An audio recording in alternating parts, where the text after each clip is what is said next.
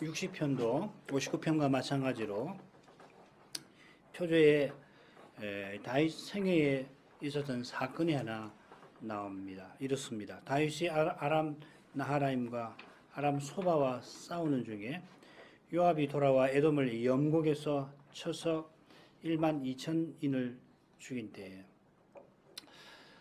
이 사건은 역대상 18장, 19장에 기록된 내용에 비추어서 살필 수 있습니다. 달리 말씀드리면 표제에 나온 이 사건과 똑같은 것이 사무엘기든지 역대기에 나오지는 않습니다. 말씀드린 역대기 본문은 18장, 19장은 여호와께서 다윗과 언약을 맺으신 사건 직후에 나옵니다. 다윗이 여호와를 위하여 집을 지어 드릴 뜻을 아려니까 여호와께서 다윗을 위하여 그의 집을 세워주겠다 약속하시는데 다윗이 아니라 다윗의 아들 솔로몬이 성전을 짓게 하셨습니다. 이후 다윗이 적군들과 싸우면서 얻은 금, 은, 놋을 하나님께 드립니다. 역대기에는 이런 내용이 많이 기록이 되어 있어요. 훗날 솔로몬이 부하기 헌성한 것으로 성전 세우는 데에 씁니다.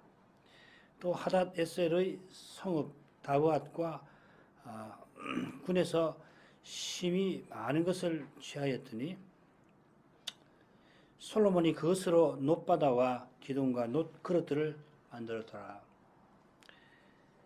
바로 이 하닷 에셀이 아람 소바 왕이고 이 소바 왕이 역대상 18, 19장에 계속 다윗과 전쟁을 벌입니다. 이것이 다윗이 아람 나하라임과 아람 소바와 싸우는 중에 라는 표현의 역사적 배경으로 보입니다. 상당 기간 다윗이 아람 소바와 대치했던 것 같습니다.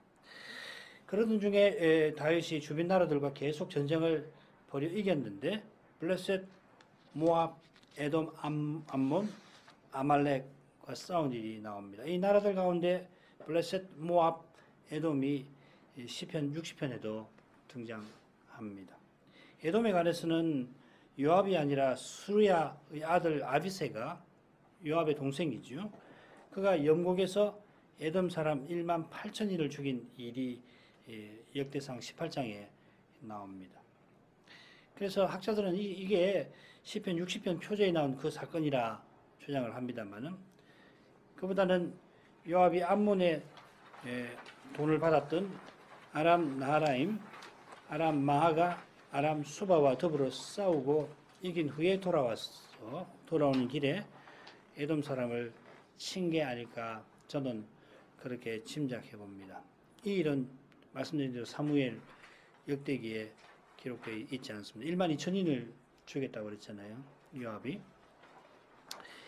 다윗이 주변 나라들과 싸워 이기는 중에 이 시를 썼는데 이 시를 쓴 다윗의 마음은 하나님의 성전에 가 있습니다.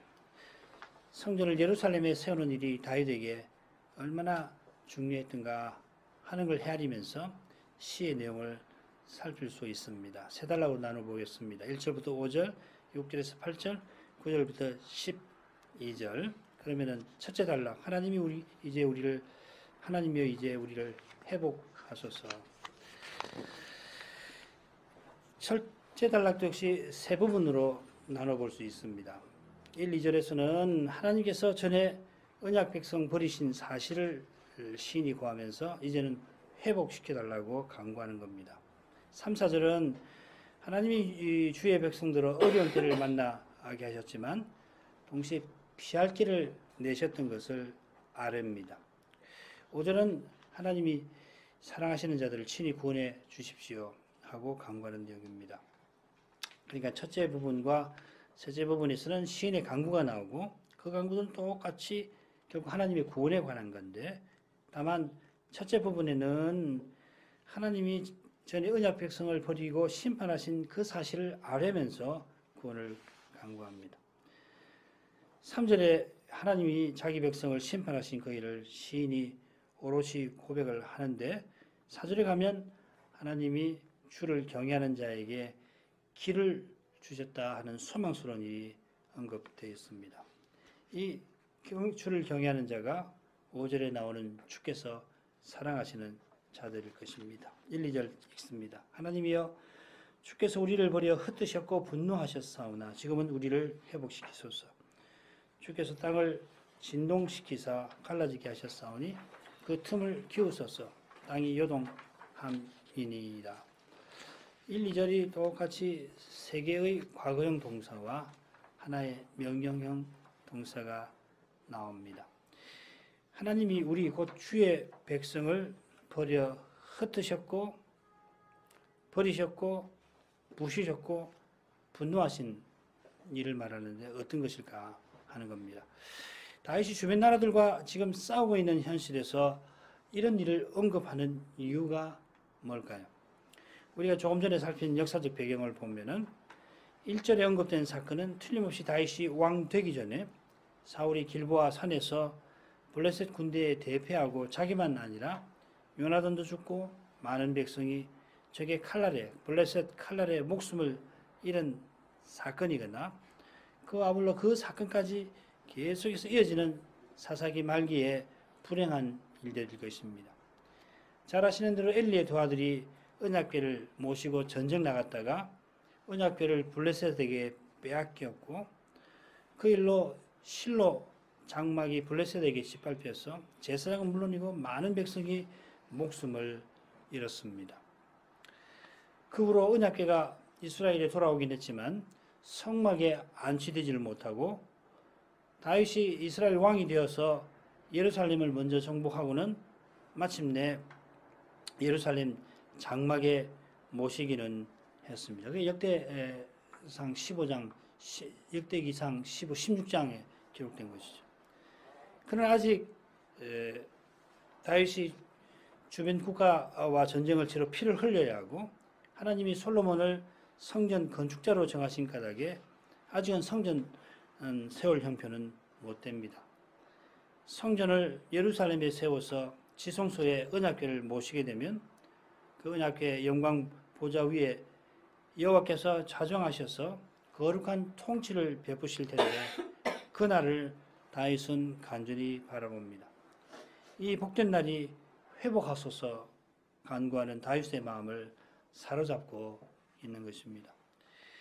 2절에 하나님이 땅을 진동시켜 갈라지게 한 일, 또 땅이 요동하는 것, 이것은 1절에 분노하신 것과 붙어 있을 겁니다. 46편 2절 3절에 땅이 변하고 산이 요동하는 장면이 나오는데 이건 열방이 언약의 나라를 쳐서 공격하여 무너지게 하는 것을 가리켰습니다. 지금 다윗이 주변 나라들과 싸워 이기는 중입니다만은 전에 블레셋을 비롯한 열방이 언약의 나라를 쳐서 망하게 한 일들을 떠올리면서 그 갈라진 틈을 키우소서 하고 간구합니다. 자기가 왕이 되어 안으로 나라를 잘 다스리고 밖으로 지금 적군을 물리치고는 있습니다만은 사사시대부터 사울시대까지 열방의 공격을 받아 여전히 나라에 취약한 점들이 있습니다. 선한 왕이 등장했다고 갑자기 나라가 든든히 세워지며 백성이 거룩한 백성다웠게 살아가는 것은 아닙니다. 무엇보다 다윗 집안에 취약한 점들이 숨어 있었고 나라도 특히 모압 같은 이에 정략에 휘둘릴 그런 위험 요소가 많았습니다. 하나님이 친히 이런 취약하고 위험한 요소들을 막아주시기를 다윗이 구합니다. 우리의 연약함을 생각하면 이런 요소들이 우리에게 얼마나 많을지 능히 짐작합니다. 하나님이 이런 요소들을 친히 막아주지 아니하시면은 우리는 스스로 무너져 버릴 것입니다. 우리가 연약함을 겸손히 인정하지 아니하고 남보다 낫다거나 남과 다르다고 생각하는 것이 얼마나 교만인지 모릅니다. 하나님이 우리의 그 수많은 죄를 가려주시고 그 두려운 결과를 막아주시는 까닭에 우리가 오늘도 이만큼 얼굴을 들고 사는 겁니다. 이런 사실을 깨닫는 사람은 그 마음이 주의 앞에 더 낮아질 것입니다. 사람 앞에도 마음을 높이지를 못할 것입니다. 교만이 얼마나 무서운가 잘 아는 까닭입니다. 3, 4절 주께서 주의 백성에게 어려움을 보이시고 비척거리게 하는 포도주를 주로 우리에게 마시우셨나이다. 주를 경외하는 자에게 길을 주시고 진리를 위하여 달게 하셨나이다. 앞뒤에 간과하는 부분들과는 달리 이 둘째 부분에서는 시인이 하나님이 하신 일들을 아뢰입니다. 다시 말씀드립니다만은 여기만 아니라 이 시에 나오는 주라는 말은 모두 시인이 하나님을 부르며 쓰는 존칭어입니다. 하나님께 당신이라고 쓸 수 없으니까 다 이 주님, 주께 주라고 쓴 겁니다. 여기 어려움은 뭐냐면 가령 전쟁이나 종살이나 강풍 같은 것이 견디기 힘들 만큼 힘든 어려운 형편을 가리킵니다. 후반절에 포도주 마시고 비척거리는 이미지는 하나님의 진노를 받은 상태를 가리키는데 이런 내용에 비춰보면 전쟁에서 져서 적군에게 다른 나라의 종처럼 시달리던 것을 나타내는 것도 같습니다. 목숨은 붙어 있지만은 죽은 거나 다를 바 없는 그러한 삶을 주의 백성들이 살아왔던 겁니다. 그런 현실에서 주를 경외하는 자에게 하나님이 하신 일이 있습니다. 번역을 조금 바꿉니다. 주를 경외하는 자들을 위하여 주께서 길을 세우셨으니 활로부터 피신하게 하심입니다. 우리말 번역하고 많이 다르죠. 이스라엘이 광야에서 아말렉과 싸워 이겼을 때에 모세가 단을 쌓고는 여호와 니시, 여호와 나의 깃발이시라, 기라 불렀던 것처럼 하나님이 자기를 경외하는 자를 친히 보호해 주셨습니다. 사사시대가 그렇게 어두웠습니다마는 경건한 자들이 주의 보호를 받아 혹독한 그 시대를 이겼고 한나 같은 분도 집안에서 그랬던 거죠. 사울이 죽고 다윗 주위에 훌륭한 용사들이 몰려들었던 것도 주께서 사울 시대에 친히 그들을 위하여 길을 세워 보호해 주신 덕분입니다. 다윗도 이런 주를 경외하는 자들 가운데 한 사람입니다. 주님께서 다윗을 사울의 무서운 시기심과 지배한 공격에서 활과 같은 그런 죽일 활과 같은 데서 친히 보호해 주셨습니다. 비록 언약의 나라가 지도자의 부패와 백성의 불신으로 적군에 공격당하여 많은 사람이 죽고 백성이 종처럼 남의 나라를 섬깁니다마는 그런 현실에서 하나님이 자기를 경외하는 자에게 친히 피할 길이 되어 주셨습니다. 이런 사랑을 의지하여 다윗이 지금 하나님의 구원을 간구합니다. 자기 백성은 하나님 은혜를 받을 자격 없습니다마는 하나님의 사랑에 호소합니다. 그 사랑에서 경건한 자들이 남아 있었던 겁니다. 5절 주의 사랑하시는 자를 건지시기 위하여 우리에게 응답하사 오른손으로 구원하소서. 주를 경외하는 자를 여기서는 주의 사랑하시는 자라고 표현합니다. 하나님을 경외하니 하나님이 사랑하십니다. 하나님이 사랑하셔서 하나님을 경외하게 하십니다. 하나님을 경외하는 마음은 처벌이나 진노를 두려워하는 것이 아니라 하나님의 사랑을 깨닫는 데서 나옵니다. 사랑받을 수 없는 인생을 사랑하시니 그 사랑을 거슬러 해가지 수가 없습니다. 사랑하시는 하나님의 말씀을 받들지 않을 수 없습니다. 시인은 4절에서 하나님이 경건한 자를 위하여 길을 세워서 이 날아오는 활로부터 피난하게 하신 사실을 고백했는데 그 사랑을 의지하여서 하나님의 구원을 이제 구합니다. 원수의 활에서 피한 주의 백성이 위험에서 나오도록 오른손으로 구원하소서 합니다. 주의 거룩한 능력을 나타내셔서 시인이 바라던 구원을 이루어 주시기를 바랍니다. 그저 원수의 화살에서 피하여 목숨 건지는 것만 아니라 하나님이 버리신 데에서 자기 백성을 버리신 데에서 벗어나서 하나님을 가까이 하기를 바라는 것입니다. 하나님과 교통하며 살기를 바랍니다. 그런 점에서 응답하소서 하는 표현이 5절 끝에 나온 뜻이 있을 겁니다. 한글 개역 성경은 응답하사 구원하소서 이렇게 새겨서 번역을 했습니다만은 원문대로 하면은 구원하소서 그리고 우리에게 응답하소서 이렇게 옮기는 것이 정확합니다. 전에는 하나님에게 버림받았는데 이제는 하나님을 가까이 하며 살기를 구합니다. 하나님께 기도하면 하나님이 들으시고 응답하시는 그런 관계 말이에요. 이것이 구원의 목적입니다. 죄와 사망에서 건져서 하나님을 가까이 하며 살라고 그리스도는 십자가를 지셨습니다. 그리스도께서 다시 오시는 날에 우리가 하나님의 영광 가운데 영원히 나아갈 것입니다. 6절부터 8절 하나님이 그 거룩하심으로 말씀하시되 내가 뛰놀리라. 내가 세겜을 나누며 숫꽃 골짜기를 청량하리라. 길라앗이 내 것이요 므낫세도 내 것이며 에브라임은 내 머리의 보호자요 유다는 나의 홀이며 모함은 내 목욕통이라. 에돔에는 내 신을 던지리라. 브레셋아 나를 인하여 외치라 하셨도다. 시인이 응답하소서 구했는데 하나님은 이미 그 거룩하심으로 말씀하셨습니다. 주님이 말씀하셨는데 그 거룩하심으로 하신다 표현합니다. 시편 60편 5절부터 12절까지가 시편 108편에 그대로 나오는데 이 108편을 참조해서 이 거룩하심으로부터 무슨 의미인지를 살피만 할 겁니다. 이 시편 108편이 재밌게 되어 있는데 후반부는 시편 60편 5절부터 12절까지이고 108편 전반부는 우리가 전에 배웠던 시편 57편의 후반부 7절부터 11절로 되어 있습니다. 그때 17편 57편 살핀 대로 시인이 내가 새벽을 깨우리로다 하면서 얼른 새벽에 와서 하나님을 찬송하기를 바랐죠. 수금아 깨어라 내 영혼아 깨어라 내 영광아 깰지어다 내가 새벽을 깨우리로다.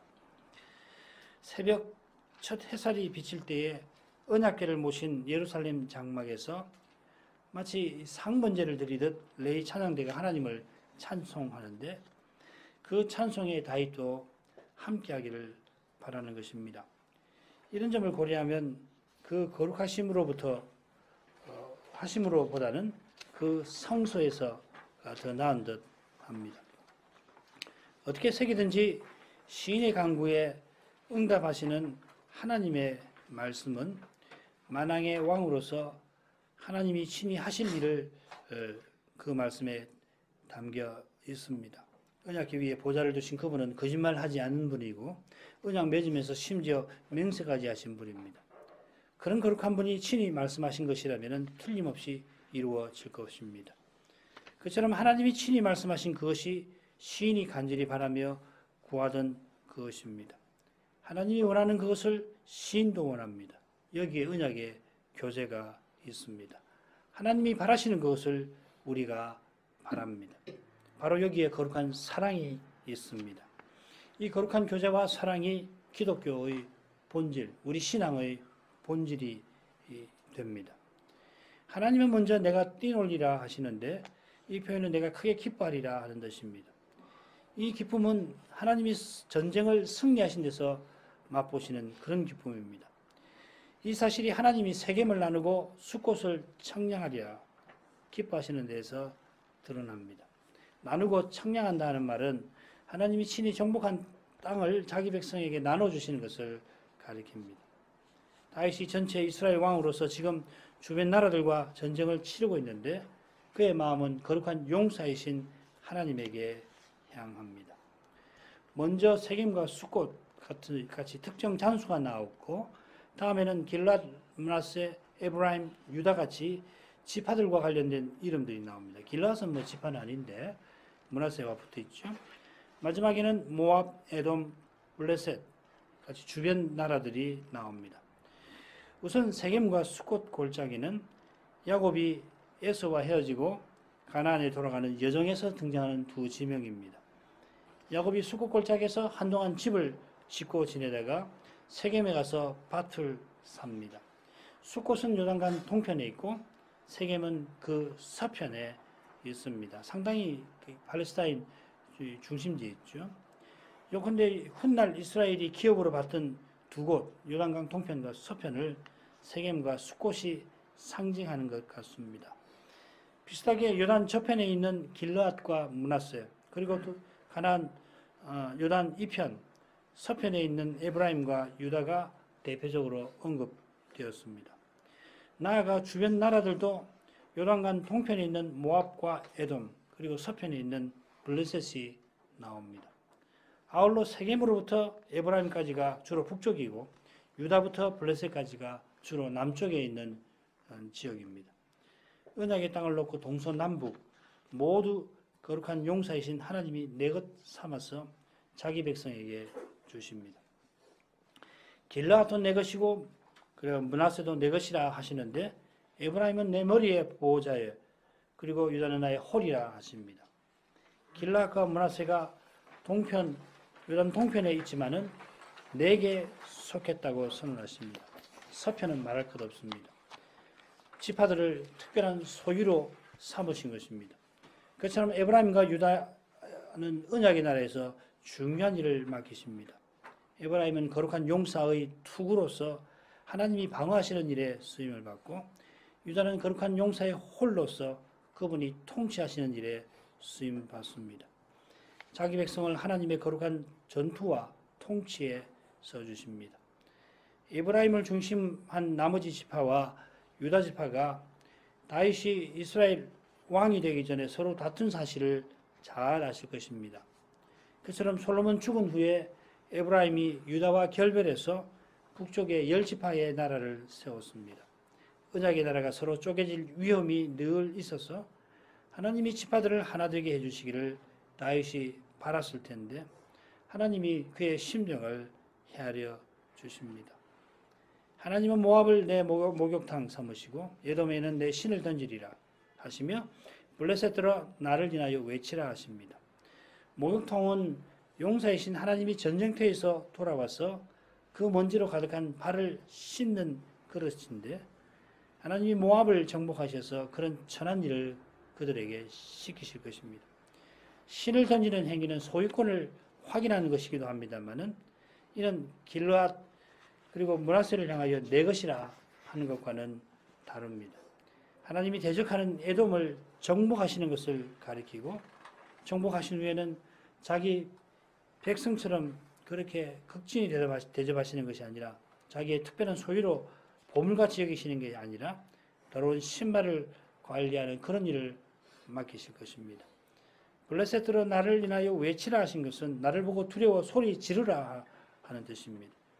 하나님이 블레셋을 정복하여 그들을 두려워 떨게 만드시겠다 하는 뜻입니다. 이런 말씀이 지금 주변 나라들과 싸우는 다윗에게 큰 확신을 줄 것입니다. 사무엘하 8장 10장에 보면은 다윗이 쉴 새 없이 주변 나라들과 싸우는데 하나님이 거룩한 용사로서 친히 이 나라들을 정복하실 것이라 확신하며 그가 전쟁터를 누볐을 것입니다.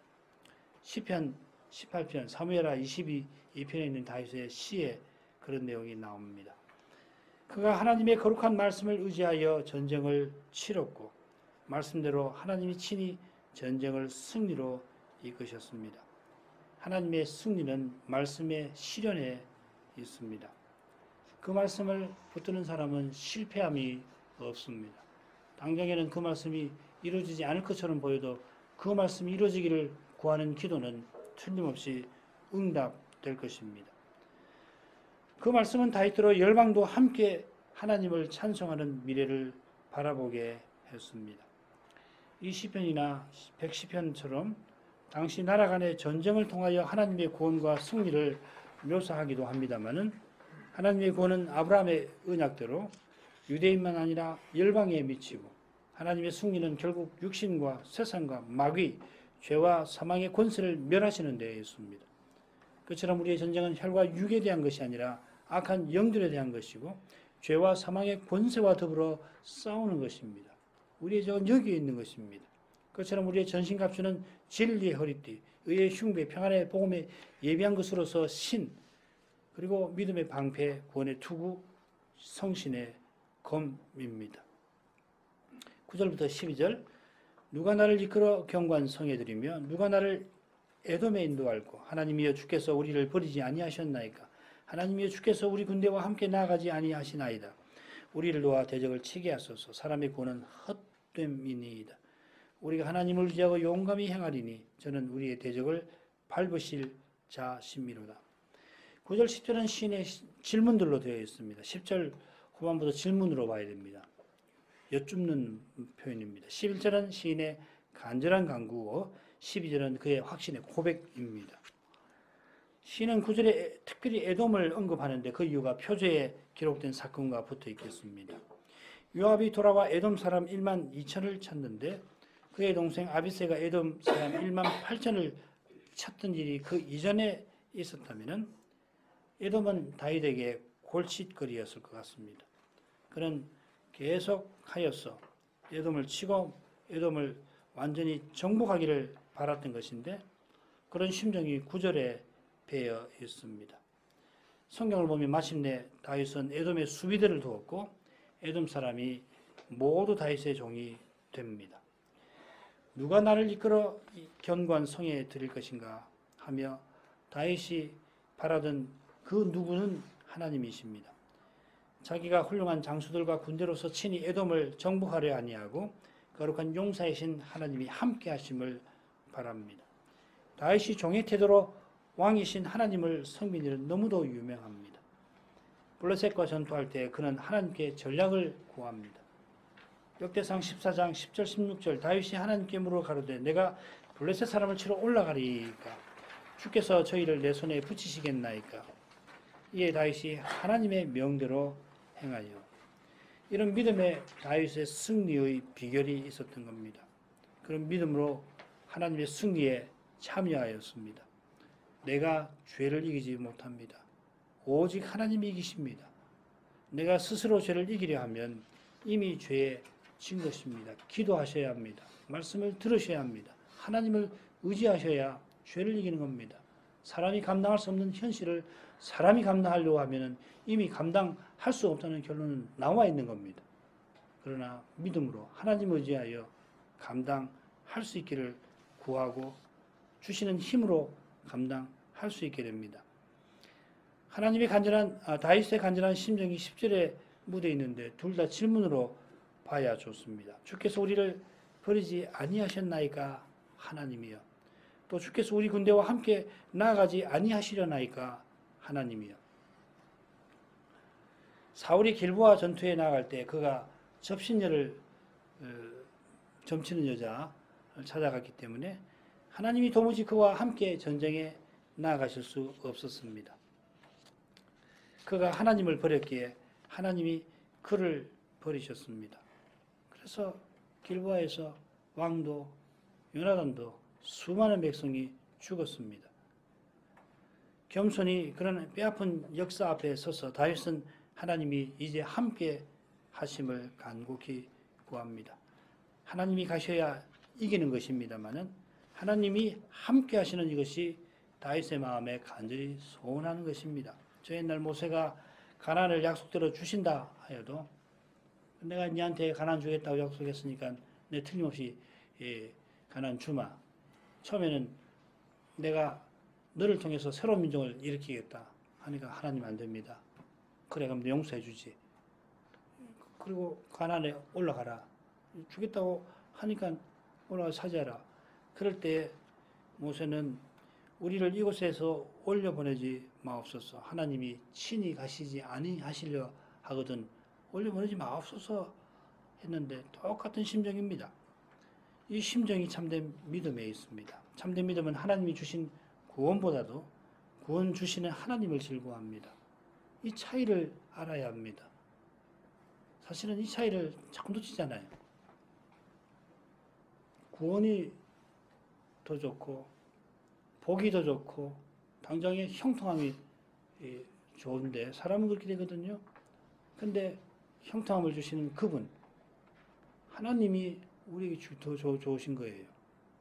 하나님이 함께 하시니까 구원이고 형통이라고. 당장에는 어렵지요. 그러나 하나님이 함께 하시면 그게 형통이라고. 당장에 죽을 것 같은 상황에 내몰립니다. 당장 목숨 잃을 것 같아요. 완전히 그냥 어떤 올무에 갇히면은 그 이상한 사람 되기 있는데 거기서도 하나님이 함께 하시면은 또 당하라고 하시면 당하는 거예요. 구원 주시는 하나님을 즐거워하는 겁니다. 하나님이 주셔서 구원이에요. 하나님이 함께 하셔서 천국입니다. 그냥 안 죽으니까 천국 아니에요. 안 죽으니까 뭐 천국일 수 있습니다만 안 죽으니까 천당이에요. 안 믿는 사람도 바라는 천당이고 우리가 바라는 천국은 거기에 하나님과 그리스도가 함께 하시니까 그리스도가 전부 되시고 그리스도 안에서 하나님이 전부 되시니까 천국이 천국 아니에요. 교회도 마찬가지예요. 교회도 하나 그리스도가 전부이신 세계. 교회 전반에 그리스도가 계시고 그리스도가 전부이니까 교회가 좋은 거라고. 그래서 우리가 교회 하는 거란 말이에요. 그것 떠나서 뭐 교회가 뭐 무슨 소용이 있어요. 그리스도가 전부 아닌데 그 교회 아무리 크게 지은들 사람들 사이 아무리 화목하게 지낸들 그거 우리가 바라는 교회 아니라고요. 그 심정이 11절에 더욱 드러납니다. 하나님이 우리를 도와 대적을 친히 물리쳐 주시기를 구합니다. 하나님의 도움 없이 다윗은 싸울 엄두를 내지 못합니다. 객관적인 전력이 주변 나라들보다 약해서가 아닙니다. 얼마나 다윗이 막강한 군대를 거느리고 있는지 용사들 목록을 보십시오. 사람이 그런적으로 열악함을 잘하니까 하나님의 도우심을 항상 의지하는 거예요. 뭐가 좀 잘 풀리고 나면은 잘 되고 뜻대로 되고 나면 그냥 마음이 풀어지거든요. 그러면 안 됩니다. 더 겸손해서 하나님을 더 의지해야 합니다. 내가 잘나서 일이 잘 된 것이라고 착각하기 쉽고 이제 내가 뭔가 해야 되겠다. 특별히 하나님 뜻을 알게 되면은 이 뜻을 이뤄야지. 그러고서 사람이 이루려고 하기가 얼마나 쉬운지 모릅니다. 다윗은 사람이 얼마나 연약한지를 잘 아니까 그렇게 전쟁에서 계속 이기더라도 하나님을 의지하고 또 의지하는 겁니다. 사람의 구원은 헛됨이니이다. 이 고백은 죄를 철저히 깨닫는 데서 나옵니다. 사람의 힘과 꾀로 세운 나라는 한숨에 무너집니다. 사람이 넘어지는 울타리요 그 생명이 한숨에 불과한 까닭입니다. 사람 의지하는 것만큼 무력한 게 없고 사람 자랑하는 것만큼 험한 것이 없습니다. 다윗이 위대한 용사인 것은 그의 겸손한 믿음에 있습니다. 우리가 하나님을 의지하고 용감히 행하리니 이사야는 보라 여호와에게는 열방이 통에 한 방울 물 같고 저울에 적은 티끌 같으며 섬들은 떠오르는 먼지 같다고 교훈하였는데 이런 하나님을 의지하는 것만큼 든든한 게 어디 있습니까? 그분이 친히 우리 대적을 밟으실 것입니다. 짓밟아버리실 것입니다. 그분의 뜻이 온전히 이룰 것입니다. 아무리 우리 눈앞에 하나님 뜻이 이루어지지 않을 것 같아도 절대로 이루어지지 아니하는 것은 사람의 뜻이고 절대로 이루어지는 것은 그분의 뜻이 될 것입니다. 말씀과 어긋나 보이는 현실에서 그 말씀을 붙드는 것이 믿음입니다. 믿음은 언제나 하나님을 의지하는 것입니다. 기도하겠습니다. 거룩하신 아버지, 다윗이 하나님과 언약을 맺고 주변 나라들과 싸우면서 어떻게 하나님만 의지하며 전쟁을 치렀는가 이 시를 통하여 조금 살피게 해주셔서 감사합니다. 이미 다윗이 나라를 견고히 세우고 국방도 튼튼히 하였습니다마는 모든 일에 겸손히 하나님 뜻을 여쭙고 그 뜻을 받들고자 하였습니다. 사람의 힘과 꾀로 행하지 아니하고 하나님을 전심으로 의지하였습니다. 그처럼 하나님이 함께 하시는 그것을 간절히 바랐고 하나님께 기도하며 하나님이 응답해 주시는 그 복된 교제를 그가 기뻐하였습니다. 말씀과 어긋나 보이는 그 현실에서 주님의 말씀을 붙들 수 있기를 이제도 간구합니다. 사람의 구원이 헛됨을 명심하고 구원의 복음 깨닫고 나가기를 이제도 구합니다. 예수님 이름으로 기도합니다. 아멘.